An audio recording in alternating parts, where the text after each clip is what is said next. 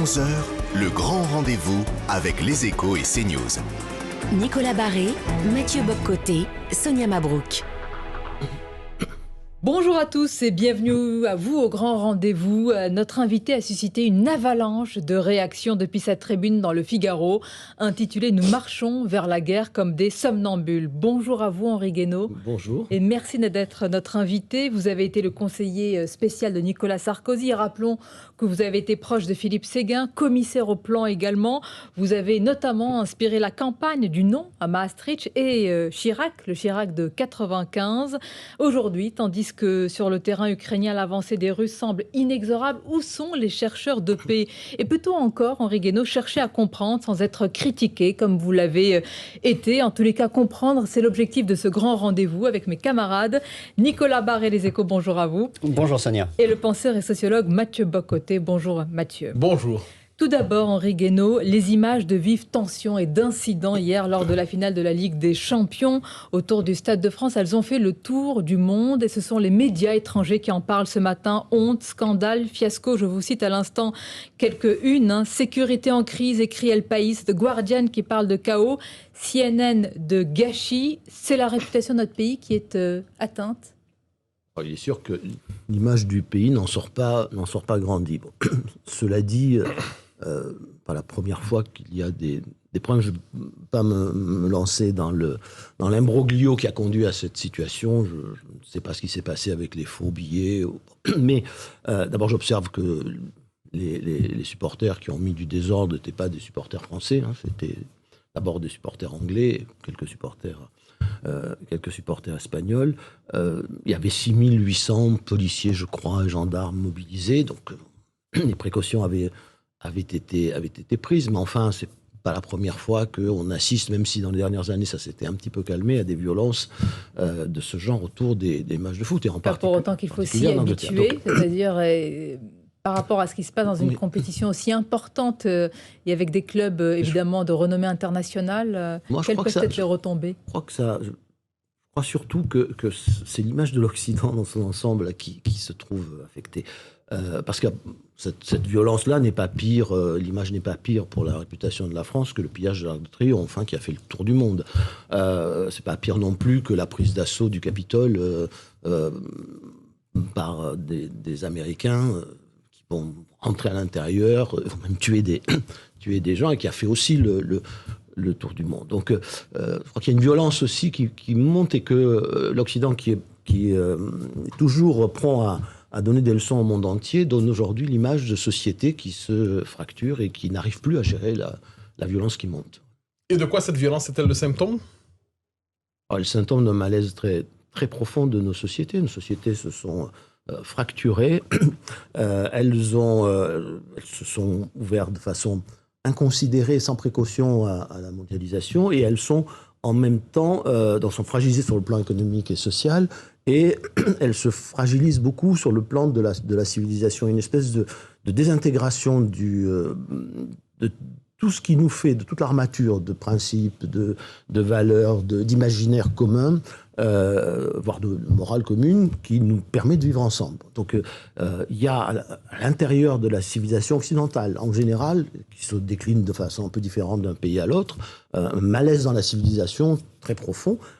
Et quand il y a un malaise dans la civilisation, on n'arrive plus à contenir la violence. Les sociétés très divisées, elles finissent toujours par essayer de se réunifier dans la violence. C'est instinctif. Si rien ne vient endiguer la violence qui est dans l'homme, elle finit par sortir, par s'exprimer, ce qu'on voit de plus en plus. On ne se retrouve plus dans nos valeurs, c'est ça que vous voulez dire, dans nos valeurs occidentales? Je crois qu'on a beaucoup affaibli le partage des valeurs. C'est-à-dire que pour vivre ensemble, il faut partager un certain nombre de choses tout à fait fondamentales. D'abord un imaginaire commun, et puis un système de valeurs ou une morale commune. C'est-à-dire que il faut qu'on puisse se parler, ça c'est l'imaginaire, il faut qu'on puisse se comprendre, et puis il faut qu'on partage une idée à peu près commune du bien, du mal, du vrai, du faux, etc. Et je pense qu'il y a à l'intérieur de la civilisation occidentale une désagrégation, une désintégration de ce qui ce qui maintient les sociétés ensemble. Et encore une fois, prendre des allures différentes en fonction de chaque pays, de chaque tradition, de chaque histoire. Mais il y a quand même une fragilité de plus en plus Donc grande. ce n'est pas une spécificité française, ce que l'on voit et qui choque ce matin. Le Capitole, c'était pas français. Hein. Bien sûr, par exemple, non, mais je prends cet exemple parce que il a été extraordinaire pour le monde entier. C'est-à-dire, c'est quelque chose de genre n'était jamais arrivé aux États-Unis, bien que la société, on voyait bien se fracturer de plus en plus. Donc, on a vu des manifestations extrêmement violentes dans l'ex-Allemagne de l'Est, dans les provinces de l'Est allemande au moment de la crise migratoire, mais d'une violence, même la violence des plus violentes manifestations en France n'a jamais atteint.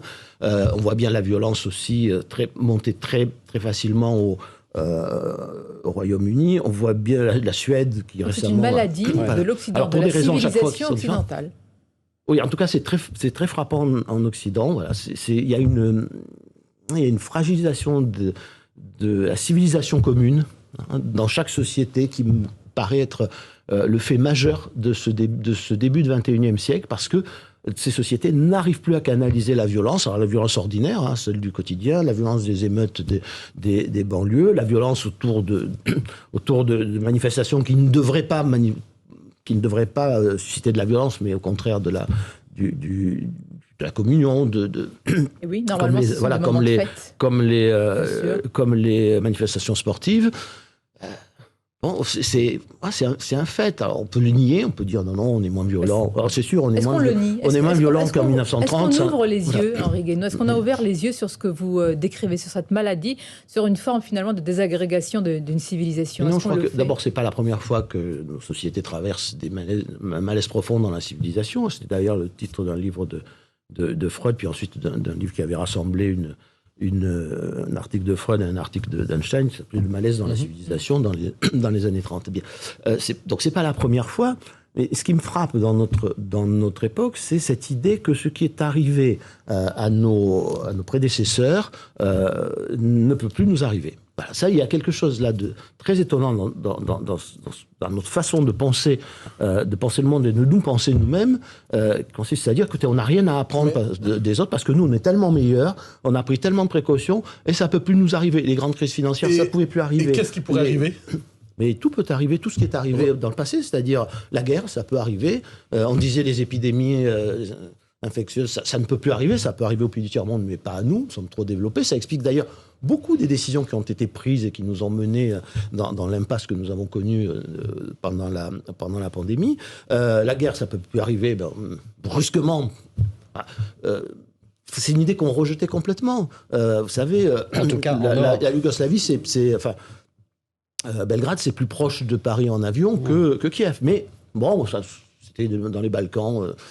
Et là, brusquement, apparaît une guerre qui commence à prendre une dimension considérable. Et on se rend compte que la guerre peut nous arriver. La guerre civile, elle est arrivée dans le passé. Elle peut nous arriver. La guerre civile peut arriver en France. Bien sûr, elle peut arriver, mais elle peut arriver n'importe où. Mais c'était quoi la scène? Dire ça, Henri Guénaud. La scène du Capitole, c'était quoi sinon une scène de guerre civile, même si elle est encore très, très limitée. Des scènes comme ça peuvent arriver en France. Tout peut nous arriver. Voilà, il faut bien comprendre que ce qui est arrivé aux générations passées peut nous arriver aussi, parce que ce qui est arrivé aux générations passées tient en général à la nature humaine, et que nous avons oublié que la nature humaine, elle ne changeait pas beaucoup au fil des siècles. Et c'est l'alerte que vous avez tirée justement dans votre tribune publiée il y a 2 semaines dans le Figaro. On va vraiment en parler, Henri Guénaud. D'abord parce que vous avez mis en garde contre la montée aux extrêmes justement et la tentation de la guerre totale. Ça a suscité grand bruit. Certains n'ont pas hésité, il faut dire le mot, à vous qualifier de traître, de lâche. Qu'est-ce que vous leur répondez aujourd'hui ? Oui, alors d'abord ce qui est intéressant, d'habitude il y a toujours une hystérie sur les réseaux sociaux, mais ce ne sont pas les mêmes hystériques, là. Ce sont des hystériques qui ne font pas de faute d'orthographe, vous savez, qui sont... Bon, ils font souvent, d'ailleurs, cachés malgré tout sous des pseudonymes, à part quelques-uns. Et c'est très frappant de voir d'abord cette utilisation caricaturale de l'histoire. Moi, on m'a dit, alors, dans le meilleur des cas, je suis Daladier. Je vais y revenir dans un instant. Dans le pire des cas... pas loin d'être un partisan d'Hitler ou un Marcel Déat, ou Pétain. Voilà, c'est extraordinaire. Alors Daladier, ça m'a beaucoup frappé parce que c'est vrai, Munich, c'est resté comme l'histoire d'un renoncement ou d'un reniement. Enfin, l'histoire est plus compliquée pour des gens qui sont censés être des experts, qui sont censés avoir beaucoup lu et étudié l'histoire. C'est quand même plus compliqué que ça. Et Daladier était... On peut dire qu'il s'est trompé, on peut lui reprocher, mais c'était tout sauf un lâche. Vous savez, c'est quelqu'un qui a fait 4 ans de guerre, qui a commencé sergent, qui est sorti lieutenant, avec 3 citations à l'ordre de la division. La plupart de ceux qui donnent des leçons et qui assimilent Daladier à la figure du lâche sont des gens qui n'ont jamais rien fait dans leur vie de très courageux. Là, vous parlez de ces, je mets entre guillemets, ces élites qui vous ont beaucoup critiqué. Je mets beaucoup de guillemets. Pas des élites. Autoproclamés, on va dire, des pseudo-intellectuels ou pseudo-experts. Qui vous ont dit Daladier, qui vous ont dit Munich, qui vous ont dit Pétain, qui vous ont dit traître parce que vous ne soutenez pas. Mais est-ce qu'on abuse de référence à la Deuxième Guerre mondiale dans tout ça, quand on dit Munich et ainsi de suite, ça biaise notre jugement par rapport à aujourd'hui? Alors moi je pense que c'est pas, d'abord je pense que c'est pas la meilleure référence. Moi j'ai illustré mon propos sans écarter la Deuxième Guerre mondiale. Hein, par 1914. Mais j'ai illustré mon propos d'abord, qui est un propos non pas sur Poutine, sur la Russie, mais sur la guerre. Avec l'enchaînement qui a conduit à la Première Guerre mondiale et qui, de la déclaration de guerre jusqu'à la fin, nous a conduit à 20 millions de morts et ensuite à préparer la suite. Parce que, de deux choses l'une, où on est, comme le prétendent certains, en 1939, et Poutine, c'est Hitler. Mais si Poutine, c'est Hitler, alors il faut assumer la conséquence de ce diagnostic. Hitler, c'est quelqu'un qui est prêt à l'anéantissement du monde, hein, qui est prêt à voir le peuple allemand disparaître parce que le peuple allemand n'a pas été à la hauteur de ce qu'il imaginait être la vocation du peuple, de la race supérieure dans l'histoire. La différence étant que Poutine a l'arme nucléaire. Mais bien sûr, mais justement, mais c'est très intéressant. Si c'est Hitler, on ne discute pas avec Hitler, on sait que de toute façon, Hitler, il ira jusqu'au bout. Et donc, il faut dire aux peuples européens, et au monde entier d'ailleurs, c'est Hitler, nous ne discuterons pas avec lui et il faut l'exterminer. Parce qu'avant qu'il n'extermine une bonne partie de la planète. Donc, combien de dizaines de millions de morts? Mais si c'est ça, si c'est ce qu'on pense, il faut aller au bout et l'assumer. Bon, moi, je ne pense pas que Poutine soit Hitler. Alors, je ne suis pas le premier à le dire. J'ai vu qu'Edgar Morin disait ça. Edgar Morin qui a 100 ans aujourd'hui, qui a été dans la résistance. Mais c'est très intéressant. C'est très intéressant ce qu'il dit. Et il dit, mais non, mais voilà, c'est pas Hitler. Lui, il sait ce qu'a été Hitler. Donc, on peut détester Poutine, on peut lui reprocher tout ce qu'on veut, mais si c'est Hitler, alors on va directement, non, pas seulement à la guerre totale, mais sans doute à l'apocalypse nucléaire. Henri Guénaud, on va continuer à en parler, c'est très important. Vous avez cité Edgar Morin, on pourra citer également dans quelques instants Henry Kissinger, qui a tenu la même analyse, mais que vous également. Vous allez y répondre. On va marquer une courte pause et on se retrouve sur Europe 1 et CNews. Le grand rendez-vous Europe 1. Comprendre, c'est le maître mot de cette émission, de ce grand rendez-vous avec notre invité, Henri Guénaud. Comprendre, ou tenter de comprendre ce qui s'est passé hier aux abords du Stade de France et comprendre bien sûr ce qui nous arrive sur le sol européen avec la guerre en Ukraine. Au Forum économique mondial de Davos, Henri Guénaud, l'ancien secrétaire d'État et quel diplomate, Henry Kissinger, a suscité de très vives réactions et même des critiques importantes en pointant le danger inhérent, dit-il, à une défaite humiliante de Poutine, estimant au contraire, je cite, que des concessions territoriales à la Russie seraient le gage d'une paix durable. Vous êtes sur la même ligne ? Alors, d'abord, je pense que c'est une voix qui mérite d'être écoutée, même si elle a toujours suscité des controverses très fortes. Enfin, il faut se souvenir que Henry Kissinger, c'est l'homme qui a sorti les États-Unis de la guerre du Vietnam. C'est lui qui a rapproché la Chine des États-Unis. Il a eu le prix Nobel de la paix. Alors, ça n'a pas plu à tout le monde. Hein. Je me souviens d'intellectuels français qui ricanaient parce que ce prix Nobel avait été donné à un homme d'État américain qui plus est républicain et pas démocrate. Bon. Mais c'est quand même une voix qui compte et qui a dit beaucoup de choses intelligentes et qui incarne un des deux grands courants de la géopolitique, et notamment de la géopolitique américaine. C'est-à-dire ceux qui pensent qu'il faut, un peu comme le général de Gaulle, qu'il faut faire la politique à partir des réalités, et ceux qui pensent que les États-Unis ont un rôle messianique dans le monde, qui est de répandre de gré ou de force le modèle de démocratie, de valeurs, de façon de vivre américain ou occidental, si on préfère. Et moi, je suis frappé d'ailleurs de l'évolution du débat aux États-Unis. Je vais revenir sur Kissinger, mais j'ai lu avec beaucoup d'intérêt les éditoriaux du principal, éditorialiste vedette en matière internationale du New York Times. Ce n'est pas du tout un journal attaché aux républicains, anti-trumpiste. et qui était pour la guerre en Irak, etc., et qui a quelques semaines a fait un édito en disant ça devient très dangereux pour les États-Unis. Donc l'équipe Biden le sait, elle devrait le prendre en compte. Qu'est-ce qui se passe? C'est-à-dire qu'on est à un moment de bascule, on est dans un entre-deux où votre voix, celle d'Henry Kissinger, d'autres éditorialistes américains sont en train de dire je crois qu'il y a beaucoup de gens en fait qui le disent. Alors maintenant, ils s'expriment un peu plus. C'est pas à cause de ma tribune qui n'a pas fait le tour du monde, mais parler du débat français, moi je constate que des gens dont on peut ne pas partager toutes les idées, mais on ne peut pas dire que ce sont des poutinistes, des partisans des dictatures, qui ne croient pas du tout à l'ordre international. Vous avez en Allemagne Habermas, on avait baptisé la deuxième conscience de l'Allemagne, celui qui pense d'ailleurs qu'il faut avoir une fidélité aux institutions plus qu'aux nations. Donc vous voyez, c'est pas du tout qui a connu enfant le totalitarisme nazi et qui a l'obsession d'ailleurs d'éviter le retour du totalitarisme. Il s'est fait agonir d'injures quand il a dit il faut que l'Occident arrête de faire des coups de poker dangereux. Voilà. Donc on a cité Kissinger. En France, Edgar Morin. Voilà, c'est tous des gens qui ont connu ces périodes terribles. Kissinger, adolescent, a dû fuir l'Allemagne parce qu'il était juif pour se réfugier aux États-Unis. Vous êtes en train de nous dire qu'ils savent de quoi ils parlent? Et que en tout cas, on peut pas. Moi, ils n'ont pas forcément raison, et moi non plus. Simplement, on peut pas les jeter dans les poubelles de l'histoire en expliquant que ce sont des partisans de Poutine. Est-ce qu'on va pouvoir... Mais sur le fond, discuter? est-ce que, pour revenir à Kissinger, sur ce qu'il propose, est-ce qu'il faut faire des concessions à la Russie en Ukraine? Il n'y a pas Kissinger. Les Italiens ont proposé un plan de paix. Moi, je pense qu'il faut pas brûler les étapes. C'est-à-dire que les concessions territoriales, ça, c'est pour après, ça fait partie de la négociation.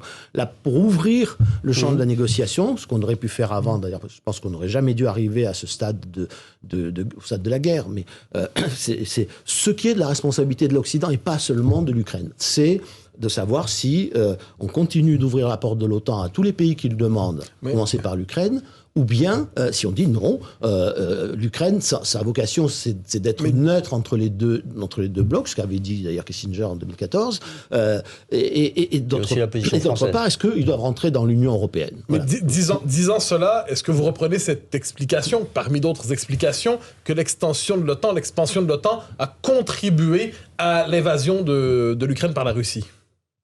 Oui, c'est-à-dire qu'elle a contribué à cet enchaînement il ne s'agit pas de peser les responsabilités des uns et des autres, il s'agit de comprendre quel est l'engrenage. Mais est-ce qu'en essayant de comprendre, d'analyser, justement, je vous pose la question parce que les critiques étaient quand même basées là-dessus, il faut que nos auditeurs et nos téléspectateurs comprennent, Henri Guénaud, est-ce que vous n'apportez pas de l'eau au moulin de Poutine en reprenant cette rhétorique qui... Oui, je sais, c'est un débat piégé, mais ça m'a toujours fasciné, cette idée que essayer de comprendre ou d'expliquer, c'était déjà excuser. Non, mais si vous voulez régler le problème, il faut quand même essayer de comprendre. Et comprendre que prendre conscience que nous sommes dans cet engrenage qui nous a très souvent dans l'histoire, nous et d'ailleurs les autres, dans toutes les parties du monde, entraînés à la guerre qui est un processus dont on ne maîtrise pas l'escalade, voilà, et dont on perd à toujours à un moment donné le contrôle. C'est-à-dire ce mécanisme psychologique par lequel chacun prête à l'autre ses propres ambitions, ses propres peurs, etc. Donc chaque fois que les Russes ont fait quelque chose, les Américains ou les Occidentaux ont dit, voyez, c'est bien la preuve qu'ils sont bellicistes ou agressifs. Et chaque fois que les Américains ou les Occidentaux ont fait quelque chose, les Russes se sont dit, c'est bien la preuve que nous avons raison. Henri Guénaud, du XXe siècle, nous avons retenu des Américains, pour l'essentiel, cette idée d'une capitulation sans condition. Est-ce qu'avec la Russie, en ce moment, la tentation, peut-être des Américains, serait cette idée, dans la circonstance, en Ukraine, l'équivalent d'une forme de capitulation sans condition appliquée au contexte ukrainien? Oui, alors c'est ce qu'a dit Habermas. Il a dit il faut arrêter de raisonner, les jeunes générations raisonnent en victoire ou défaite. Victoire totale, défaite totale. De toute façon, je veux dire, il ne faut pas que l'Ukraine perde, mais d'un autre côté, la Russie ne perdra pas. Pourquoi elle ne perdra pas? Elle ne perdra pas parce que c'est la Russie, parce qu'elle a des milliers de têtes nucléaires, parce que personne n'ira faire la guerre en Russie, parce que on peut dire ce qu'on veut, mais elle peut tenir très longtemps. C'est-à-dire que vous pouvez envoyer... Est-ce qu'elle n'a pas déjà perdu? Ou alors il faut que l'Occident entre en guerre. Voilà, mais en guerre réelle, en guerre face à face. Et le risque, c'est que dans l'engrenage de la guerre, on finisse par se retrouver dans cette situation.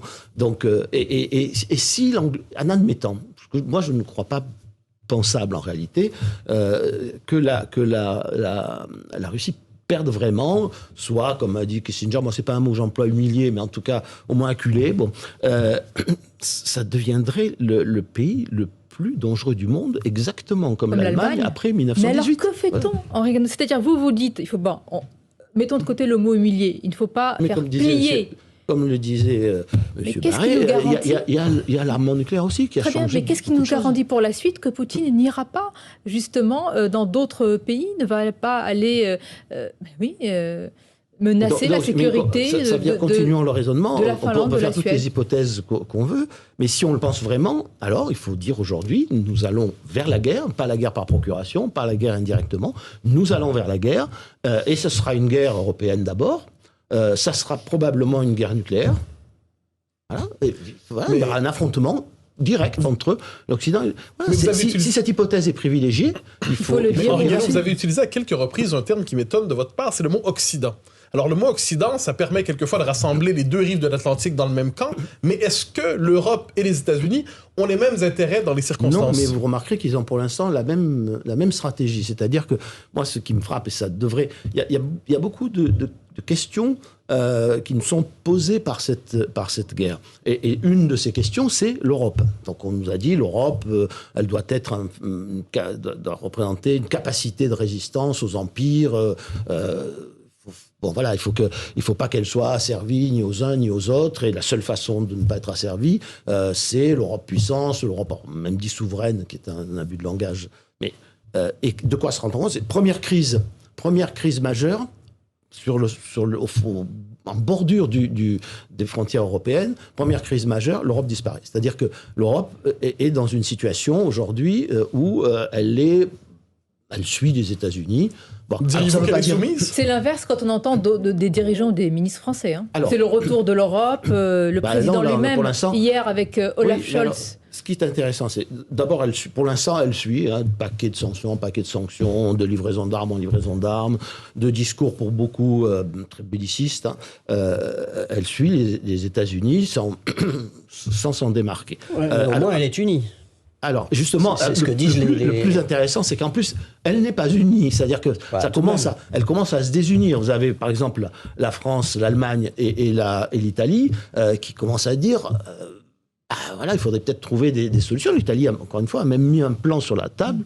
Je pense que c'était aller trop loin dans un premier temps, rentrer trop dans le détail. Mais on voit bien que les pays de l'Est sont radicalement opposés, d'ailleurs, à ce que disent ou font ces trois pays.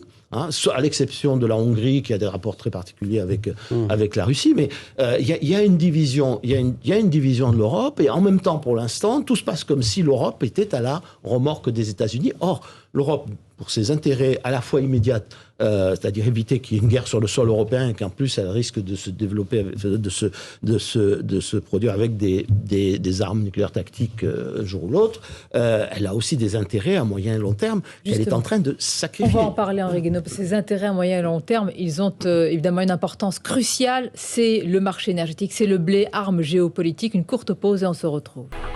Merci d'être avec nous ce dimanche et surtout avec notre invité, Henri Guénaud, auteur de cette tribune sous forme d'un appel au sursaut. Nous marchons vers la guerre comme des somnambules. Est-ce que la France l'a compris peut-être avant d'autres pays, Henri Guénaud? On voit que le président Emmanuel Macron a toujours une position mesurée, nuancée, pas belliciste justement. Alors moi je crois que le président de la République a le discours sans doute le plus responsable de tout le camp occidental.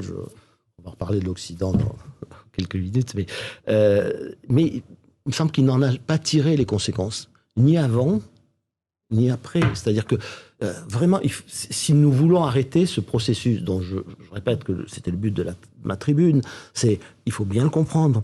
La guerre, c'est une montée aux extrêmes, et il y a toujours un moment où, dans cette montée aux extrêmes, les hommes perdent la maîtrise des événements. Ça s'est toujours passé ainsi. Vous voyez, au début de la Seconde Guerre mondiale, ni Churchill et puis ensuite Roosevelt n'avaient pas l'intention d'aller bombarder massivement les civils allemands. Eh bien, en 1943, ils l'ont décidé et ils l'ont fait. À Dresde, en 1945, il y a un peu le sommet de la courbe des bombardements pour essayer de briser le moral des Allemands et de les retourner contre le régime. À Dresde, on fait au moins 40 000 morts brûlés vifs en une nuit. Bon, ce sont les représentants des démocraties occidentales qui le font. Ils n'avaient jamais pensé qu'un jour ils feraient ça. Et qu'est-ce que vous voulez dire quand vous dites qu'Emmanuel Macron ne tire pas toutes les conséquences de sa position ? On n'a rien proposé. Vous voyez, si je compare à 2008, c'est-à-dire la crise géorgienne, qui est une crise beaucoup plus réduite, mais exactement de même nature, c'est-à-dire qu'après le Kosovo, où on a violé nos propres règles, on pourra reparler, si vous voulez, du droit international, parce que je trouve que c'est un vrai sujet. Il y a la morale et le droit, c'est deux sujets dont on devrait reparler. Mais Nicolas Sarkozy, président de l'Union européenne, prend son avion, grande dame de tous les diplomates, qui disent non, il faut d'abord réunir les chefs d'État et de gouvernement, avoir un mandat. Il dit ça m'est égal, j'y vais. Il est allé à Moscou, il est allé à Tbilissi, et il a négocié. Bon, il est revenu avec un accord. Donc, évidemment, la Géorgie a perdu, au moins temporairement, le contrôle de deux provinces. Mais la Géorgie n'est pas la Russie. Et aujourd'hui, non, mais la Russie a pris le contrôle en gros, de deux provinces. Et on a sauvé on a sauvé la Géorgie. Et je vais vous dire une chose quand même qui me paraît, moi, très importante, même si ça fait ricaner les imbéciles. Nous sommes allés... Moi, j'ai accompagné le président Sarkozy en 2012 à Tbilissi. Il a été accueilli, malgré la perte de ces deux provinces. On aurait pu dire, c'est scandaleux, vous avez laissé amputer.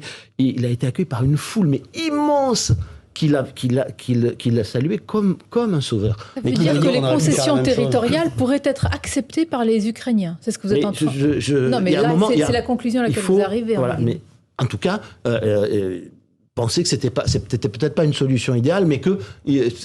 Ils avaient sauvé leur pays. Voilà, il y a un historien l'autre jour sur un plateau a quand même fini par oser dire à une représentante ukrainienne qui disait on ne cédera jamais. Peut-être. Enfin, moi, pour l'instant, je n'en sais rien.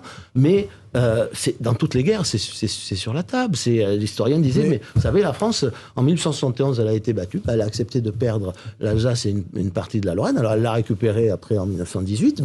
Mais voilà, à la fin, il faut bien finir. Où on finit la guerre, où on va à la guerre totale. Et là, la guerre totale, elle nous mène où? C'est toujours la même question. Donc, après, évidemment, ça dépendra aussi de ce que veulent les Ukrainiens, s'agissant des concessions territoriales et de ce que veulent les Russes. Je rajouterais que plus on attend, plus il y a de sang russe qui est versé sur ces territoires, plus ça va être difficile de convaincre la Russie de se retirer. Voilà. Alors, donc on a intérêt à ce que ça aille. Vous réclamez finalement une politique spécifique, proprement française dans les circonstances, une politique d'équilibre, si je comprends bien. Oui, pour être française ou européenne, ça serait encore mieux. Sous le signe du gaullisme à bien des égards, que serait une politique d'inspiration gaulliste? C'est un peu votre religion politique. Que serait une position gaulliste dans les circonstances? C'est pas une religion du tout. Vous savez, le gaullisme, c'est une histoire.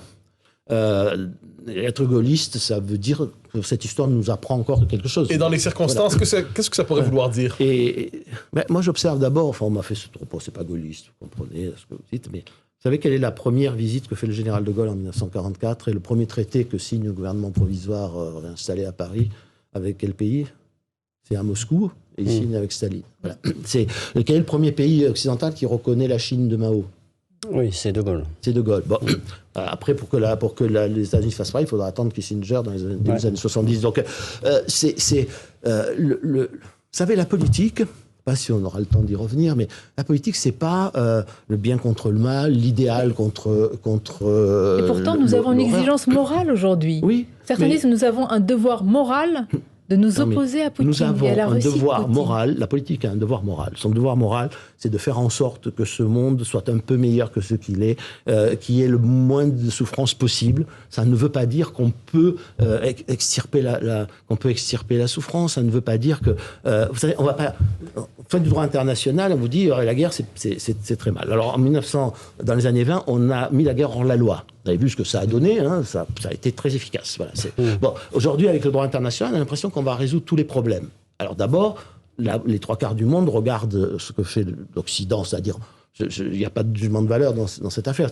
L'Amérique et ses alliés, dont nous sommes, elle n'a pas l'impression que l'Occident s'est empêché ou réfréné pour faire la guerre depuis des décennies. Alors, il faut revenir sur la guerre en Irak. Mais la guerre en Irak, c'est très intéressant, la guerre est morale. Ce qu'on a fait en Libye. La guerre est la morale. Moi, je me souviens, et d'ailleurs, certains de mes contradicteurs, à l'époque, ont soutenu Mordicus qu'il fallait faire la guerre en Irak, parce qu'il avait peut-être des armes de destruction massive. On s'est rendu compte que c'était un mensonge, mais de toute façon, il mentait tout le temps. Si on ne l'arrêtait pas, il ne s'arrêterait pas là. Enfin, je parle de Saddam Hussein. C'était un dictateur sanglant. Très bien. Donc, il y a eu la guerre en Irak. Alors, ils n'y sont pas allés, les Américains, avec 150 000 hommes, avec 500 000 hommes. On a bombardé pendant 40 jours. Et on a pris Bagdad. Ils ont pris Bagdad. Ils ont fini par trouver Saddam Hussein. Il a été exécuté. Très bien. Ça a coûté... Alors, les estimations sont très vagues, mais il faut quand même se rendre compte de ce que ça veut dire. Entre 100 000 et plus d'1 million de morts. Je pense qu'on est plus près du million quand on fait l'ensemble du bilan. Ça a entraîné les conséquences qu'on sait en Syrie. Des millions de réfugiés. Vous savez ce que vont vous dire les Américains, attendez, certains. C'était une guerre juste, ça n'a rien à voir. Qu'est-ce que vous répondez à cette argumentation? Je vais vous dire, attendez, des millions de réfugiés. Bon, Daesh, le terrorisme, etc. Donc ça a été une bombe à fragmentation. Donc très bien, on peut se dire, j'ai bonne conscience parce que j'ai abattu le dictateur, mais quand on regarde le bilan, et la politique, elle doit faire ça. L'homme politique ou l'homme d'État, il est là il est face à des cas de conscience. Mais permettez-moi de vous poser une question difficile. Est-ce qu'il faut résister aux pressions morales, pardonnez la formule, du président Zelensky, qui demande une intervention toujours plus grande des Occidentaux? Je vais reprendre la formule de Friedman, l'éditorialiste. Thomas Friedman, du New York Times. Pas du tout mon école de pensée. Et il dit quelque chose que moi, qu'on n'ose pas dire, mais il dit, comprenez, si j'étais Zelensky, si j'étais ukrainien, je dirais et je ferais la même chose. Il dit seulement, voilà, moi je suis américain. Je suis américain et là, on est en train de mettre en danger la sécurité des États-Unis. Mais nous sommes européens, Henri Guénaud. Oui, et vous êtes souverainiste. On a rappelé Gaulliste, mais vous êtes souverainiste. Comment un souverainiste ne défend pas plus que cela la souveraineté? D'abord, je suis européen et français, c'est-à-dire que je sais qu'une guerre européenne, une guerre en Europe, ça me coûterait très très cher. Mais la souveraineté. Mais le gaullisme dont vous réclamez, c'est ça, c'est la souveraineté des peuples. Oui. Mais alors, c'est l'intégrité. Elle est quand même un peu bafouée en ce moment par la Russie. Non, le gaullisme, c'est le droit des peuples à disposer d'eux-mêmes. Bah oui, la souveraineté d'un peuple, c'est quoi, monsieur Barré? La souveraineté d'un peuple, pas se tromper sur les mots, la souveraineté d'un peuple, c'est le droit imprescriptible d'un peuple qui a conscience d'être un peuple, son droit imprescriptible à dire non, à refuser, à opposer un non catégorique à tout ce qui peut l'asservir. C'est ce que font les Ukrainiens. Ce qui est en train de se passer. Très bien, absolument. Les Ukrainiens... Tout peuple, d'ailleurs, se forge, toute conscience d'un peuple se forge souvent dans le sacrifice sanglant, ce qui est le cas. Bon, probablement le cas, on verra à la fin comment ça se passe. Donc un peuple qui était divisé, fracturé, qui se rassemble pour dire non. Bon, mais ça, c'est ça la souveraineté. Personne ne va leur enlever cette souveraineté. Pas la défendre. Et la nôtre. Mais vous avez évoqué une tension. Mais est-ce que la nôtre, ce n'est pas la leur aussi? Est-ce que la leur, ce n'est pas la nôtre? Est-ce que nous ne sommes pas tous en train de défendre nos mêmes... Encore une fois, non. Encore une fois. Soit on considère que ensuite, Poutine, on le sait aujourd'hui, enfin la Russie n'annexera pas l'Ukraine. Hein. Elle peut pas. Elle n'en a pas les moyens. Elle n'a pas les moyens. Elle ne le fera pas. Et je pense qu'ils ont renoncé. Ils ont renoncé à ce but de guerre parce que, en fait, ils pensaient arriver à être accueillis au moins dans l'est en libérateur. Ça n'a pas été le cas. Bon, la guerre éclair a raté. L'accueil n'a pas été celui-là. Donc peut-être prendra-t-il d'autres morceaux de territoire, puis après il y aura des négociations, mais il ne va pas prendre l'Ukraine. Voilà. Donc la question pour nous, c'est est-ce qu'on accepte les conséquences de ce qu'on veut? C'est-à-dire si on dit je défends l'Ukraine, la souveraineté de l'Ukraine comme les Ukrainiens, c'est-à-dire non, il faut en accepter toutes les conséquences. C'est-à-dire aller mourir pour demain, c'est ça? Non, mais avec des conséquences qui peuvent être... Pour nos enfants? Oui, mais qui peuvent être terribles. Moi, j'ai un imbécile sur Twitter, on m'a envoyé cette capture d'écran qui dit s'il y a 10-15 millions de morts, ça m'est égal, de toute façon, il faut l'abattre. Mais vous parlez d'une tension tragique en quelque sorte. Je reprends votre formule. Si vous étiez ukrainien, vous auriez la politique du président Zelensky, mais vous n'êtes pas ukrainien. Est-ce que de ce point de vue, c'est pas le propre du tragique? C'est-à-dire, Zelensky a intérêt à internationaliser le conflit et les Européens ont intérêt à ne pas l'internationaliser. Est-ce que c'est pas là le propre du tragique dans ce conflit? Les Européens, enfin tous les autres, ont intérêt à ce que tout ça ne dégénère pas, compte tenu de ce que peuvent être les conséquences de ce conflit. Ça ne veut pas dire sacrifier les Ukrainiens, ça veut dire simplement qu'il faut arriver à canaliser cette violence qui va finir par nous échapper si nous continuons à faire de la surenchère. Voilà, je crois que c'est la responsabilité de tous les hommes d'État. La surenchère, le mot va faire réagir, Henri Guénaud. Comment ? Nous faisons de la surenchère. Bah, faut de la surenchère. Franchement, est-ce que nous ne répondons pas surtout à une surenchère ? Les canons César. Mais la fermeté a payé lors de la guerre froide. Quelle leçon avons-nous ? On n'a jamais fait ça. On n'a jamais fait ça et on a toujours négocié parallèlement. Voilà. La crise des missiles de Cuba, la fermeté a payé pendant la crise de Cuba, par exemple. Mais avec des négociations et des concessions. Voilà, il y a eu quelques concessions, oui. Ah, oui, il y a eu des concessions. On les a pas mises en scène. Des armes nucléaires de Turquie. On les a pas mis en scène, mais il y avait bien des concessions parce que, au fond, personne ne voulait la guerre, sauf peut-être quelques militaires d'un côté comme de l'autre. Mais si on pousse votre raisonnement jusqu'au bout, est-ce que ça veut dire, par exemple, qu'il faut entériner l'annexion de la Crimée aujourd'hui ? Mais pour l'instant, on n'en est pas là. Ma conviction profonde, c'est que la Russie ne rendra jamais la Crimée. Bon. Mais on a l'impression que ce que vous dites, la conséquence de ce que vous dites, c'est il faut prendre acte de ça. Ça, j'allais dire, au fond, c'est pas nous qui allons décider si la Crimée revient à l'Ukraine ou pas. Nous, la seule chose que nous avons à décider pour essayer de voir des négociations, c'est la neutralisation. C'est-à-dire, vous n'entrez pas dans l'OTAN, ça ne veut pas dire qu'il n'y aura pas des accords, des garanties de sécurité, mais vous n'entrez pas dans l'OTAN, vous n'entrez pas dans l'Union européenne. Après tout, la Turquie, elle est dehors, elle a demandé son adhésion en 87, elle est toujours dehors, je veux dire, c'est de l'Union européenne. On me dit, vous niez la souveraineté des Finlandais, des Ukrainiens. Non, parce que leur souveraineté, elle réside dans le fait de poser leur demande d'adhésion. Et notre souveraineté à nous, tous, les alliés de l'OTAN, c'est de dire oui ou non. Et d'autre part, il ne me semble pas raisonnable aujourd'hui de continuer à étendre l'OTAN sans remettre sur la table la question de ses finalités. Nous allons le faire, Henri Guénaud. Une courte pause, il y a quand même un... Et dans l'actualité, Emmanuel Macron se rendra à Bruxelles demain pour une réunion du Conseil européen sur l'Ukraine et le blé. Henri Guénaud, on va en parler. Le blé, arme géopolitique, il y a le blé ukrainien et le blé russe, le spectre de la crise alimentaire et donc sociale aussi dans de nombreux pays réels. Est-ce que les opinions publiques vont résister ? Alors, il y a deux problèmes sur le blé, c'est qu'il y a des pays qui risquent de connaître la famine. Voilà, donc ça, c'est avec des déstabilisations politiques très profondes. Je veux dire, l'Égypte, par exemple, quand même le plus grand pays arabo-musulman et qui est dépendant à 80-90% du blé. Et on ne va pas du jour au lendemain trouver des substituts au blé ukrainien et russe. La Russie est le premier exportateur de blé du monde. Et l'Ukraine, le 4e ou 5e, enfin à peu près égalité avec la France. Donc voilà, il faut ça c'est la première des choses, c'est les impacts géoéconomiques et par conséquent géopolitiques. Ça ne vaut pas que pour le blé. La Russie est le 3e exportateur de pétrole du monde. Et les autres pays exportateurs, ils semblent ne pas avoir très envie d'augmenter leur production. Elle est le premier exportateur de gaz. Et les autres pays ont pas l'air de vouloir beaucoup compenser la diminution des exportations éventuelles du gaz. Bon, elle est très bien placée sur un tas de métaux en matière de commerce international, qui sont des métaux qui nous sont indispensables. Et donc, on arrête les sanctions alors ? Donc, je ne sais pas si on arrête les sanctions, mais non, le problème est, on essaye de négocier, oui ou non ?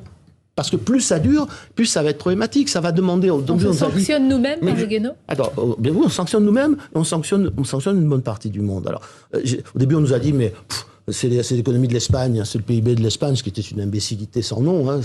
Comparer la Russie... On ne tenait pas compte de la parité des pouvoirs d'achat, on ne tenait pas compte de l'importance dans le commerce international, etc. Donc là, ça risque d'entraîner une réorganisation de tous les flux commerciaux et peut-être des chaînes de valeur qui est quelque chose de gigantesque. Et il faut bien comprendre que l'Europe, dans cette affaire, si demain, regardons la carte, il y a une bonne partie du monde qui n'est pas de notre côté dans cette histoire, qui attend l'Inde, la Chine, le Brésil, même le Brésil de Lula demain. Même si Lula redevient président, il a fait des interviews qui laissent penser qu'il n'y a pas du côté des sanctions pour la Russie, une bonne partie de l'Afrique, le Moyen-Orient, une bonne partie de l'Asie. Enfin bon, je veux dire que ce qui se passe est quand même extraordinaire parce que nous, on va payer beaucoup plus cher. parce que ça crée des hausses de prix. Et pendant ce temps, la Russie fait des rabais à certains pays sur Mais son justement, pétrole, sur son gaz. quand je vous entends dire, est-ce que les sanctions, est-ce qu'on doit en finir avec les sanctions, vous répondez, je ne sais pas. Mais Moi, non, quand vous dites, je ne sais pas, j'entends, on devrait peut-être. Non, ce que je crois, c'est que... Est-ce qu'on a été trop loin dans les sanctions?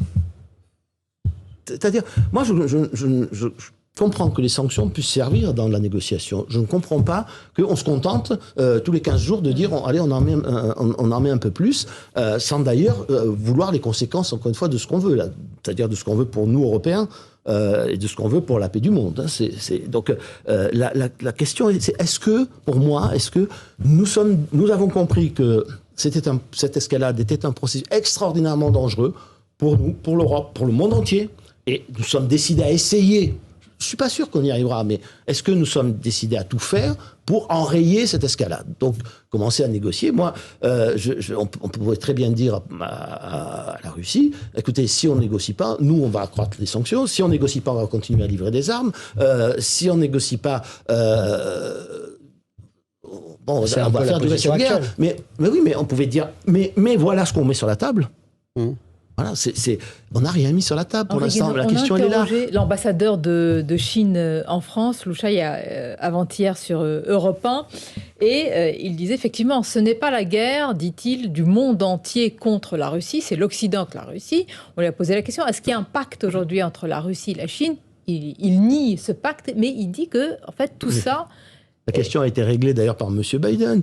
Ça lui a échappé. Et quand il dit, de toute façon, il faut affaiblir suffisamment la Russie pour faire peur à la Chine, pour qu'elle ne Vous pensez que c'est le véritable objectif? Il l'a dit. Non, mais il l'a dit. Alors après, on a dit, la Maison-Blanche a dit non, mais c'est pas vraiment ce qu'il a voulu dire, comme ce qu'il avait dit, Poutine est un boucher, il ne faut pas qu'il reste au pouvoir, ou comme quand le secrétaire à la défense américaine avait dit, il faut affaiblir durablement la Russie pour qu'elle ne recommence jamais, ce qui était encore une fois les mots de 1918, des vainqueurs de 1918. Mais ils l'ont dit, voilà. Donc nous, Européens, on est pris dans cette nouvelle guerre froide. Moi, je veux poser une question aux Européens, c'est que si demain, nous allons, c'est une des options possibles, vers une nouvelle guerre froide avec une bonne partie du monde, l'Europe n'a très peu de matières premières. Elle est très dépendante. Alors la France l'est un peu moins sur le blé, par exemple, mais sur beaucoup d'autres